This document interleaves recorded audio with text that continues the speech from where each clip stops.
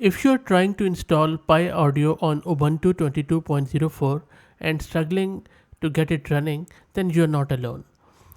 It is quite a cumbersome process to get this package installed, but the thing is that this is required for many transcription tools out there, especially when it comes to generative AI. PyAudio primarily provides Python bindings for PortAudio version 19, the cross-platform audio I/O library.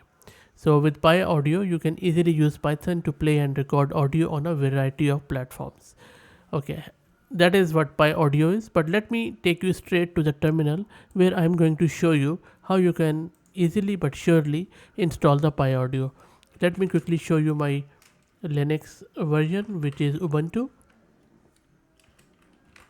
and you can use a similar commands to any Linux flavor. So it is 22.04 as you can see, my Ubuntu version. Let me clear my screen, and following are the steps to get this thing installed. First, make sure you have this Python installed, that is done, and then make sure that you have PortAudio 19 installed, that is also done. And now it is the time to install our PyAudio. Simply type this command and it is going to install it without errors. That's it. So, and if you do pip show PyAudio, it is should be able to show you something there.